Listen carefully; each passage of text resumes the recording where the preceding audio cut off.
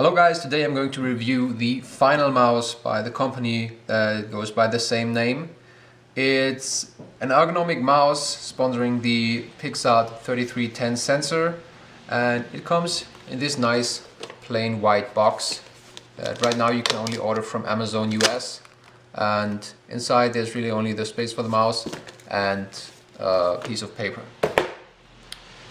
So to the mouse, it weighs 74 grams, which is very light for a mouse of that size. It's roughly the same size as the Razer Death Adder. It's maybe a tiny bit smaller to the sides and a bit less rounded in the rear than the Death Adder, but it's rather similar. People say it's close to the Razer Imperator shape, but I never had that mouse, so I can't compare them. But here it is next to the Death Adder. It's 42 millimeters in height. It's 70 millimeters in width, and it is 123 millimeters long. It has 6 buttons, 2 on the side, 2 on the top, the mouse wheel button, and the button to change the DPI settings. The sensor in it is, as I said, the Pixar 3310, widely renowned good optical sensor, and the mouse comes with no software to adjust anything. You can just plug and play out of the box, and it only has 500 Hz polling rate and the 4 DPI settings: 400, 800, 1600 and 3200. I tested each of these steps with a MouseTester to see how they run, how it performs, and it did very good. In every setting I reached 5.3 meters per second very easily on all of them, and just in general use, the sensor implementation seems to be very solid. I had no trouble with the mouse whatsoever in terms of the sensor. It seems to be very optimized in that regard.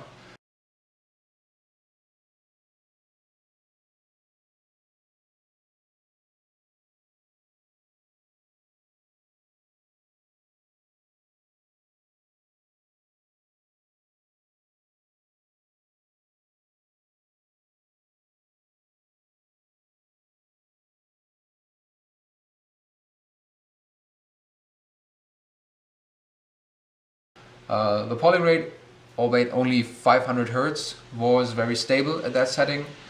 I don't know if it's a problem if it only has 500 Hz. It's not for me. I was very long time used to 500 Hz on my old Death Adder, and then the older Zowie mice also had trouble when you run them on 1000 Hz. So I don't really see much trouble here. It should be a problem to some if you're running high frame rate games, or if you can feel the difference in your on-screen environment, but to me it's not a problem. The lift-off distance with the sensor in this mouse is a bit higher than on the other 3310 mice I have, like on the Zowie FK1. The lift-off distance is very low, like 1 millimeter. In this mouse, it barely tracks when you put 2 CDs under it, so at 2.4 millimeters height on black cloth.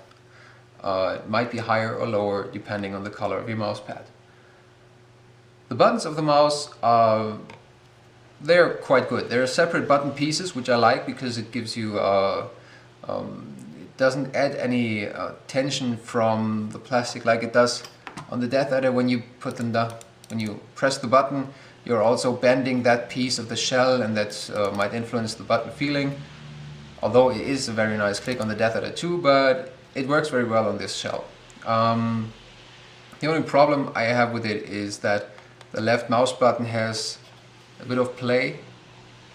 It wobbles a bit, but it's only a problem when you're coming from mice of other qualities like the Logitech G100S, which doesn't make any sound, and you can't wobble the button at all. It's just, even if you press it, it's a click right there, and you can make some kind of sounds on this one. Although when I have my fingers on it when playing, there's no problem here. It clicks very solidly. I can use it easily in any environment, and it's more an aesthetic thing than it is a performance problem here. The side buttons have kind of a weird shape to it. I don't know if it's really easy to see in the video because they are more triangular than the flat buttons on other mice, which was kind of troubling for me because I'm used to actuating the button by rolling my thumb up, which takes a long distance on this mouse. Basically, I have to switch my thumb up and press it to a deliberate movement to do that, and that can be kind of difficult in a hectic movement. If you have a more rounded button like this on the Death Adder or a flat button, I can just actuate it by rolling my thumb up just a few millimeters and still have a grip where I'm not accidentally pressing the button at all. So in any future release, I'd hope that they get rid of the triangular buttons and maybe have normal round or flat buttons here. The cable of the mouse is a braided cable, but while I generally don't really like braided cables, I'm more of a fan of cables like on the old Death Adder, which is a plastic cable but a very flexible and light one. But I have to say this is a better braided cable, definitely. It's rather flexible, it's very thin, and it didn't get in the way for me at all. The switches in the mouse are supposed to be Omron. I didn't open it to check for myself, but that's what I've been told. And the wheel is not really pronounced. If you're used to wheels like in the Zowie mice, the older Zowie mice with the 16 notches, they had a very pronounced wheel feeling. This is, I would say it's a standard implementation. It doesn't wobble for me. It's solid. It doesn't make any noise when I shake it at all. So it's it seems okay. It's not the best wheel I've ever tried, but it's up there. It's okay.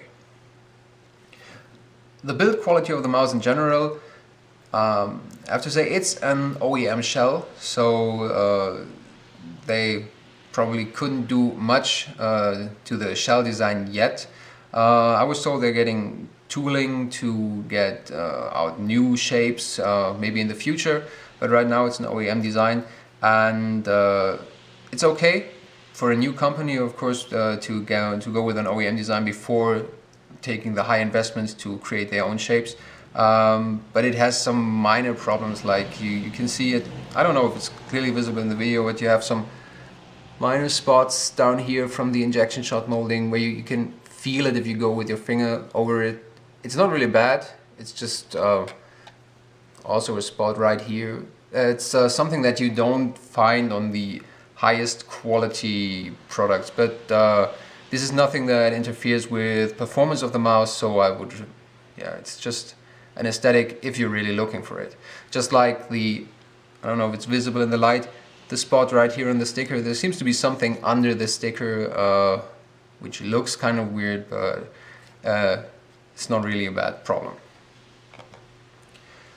So what are my feelings of the mouse right now? I've been using it for a few days and I'm rather happy with it because it is such a lightweight mouse and the sensor implementation is really good. It really performs magnificently for me. It's just that I think that the price that is it's offered for now, I think it's about $69, is quite a bit much for a mouse that comes in an OEM shell and also has no customization at all. So you can only use 4 CPI settings. You can only run it on 500 Hertz.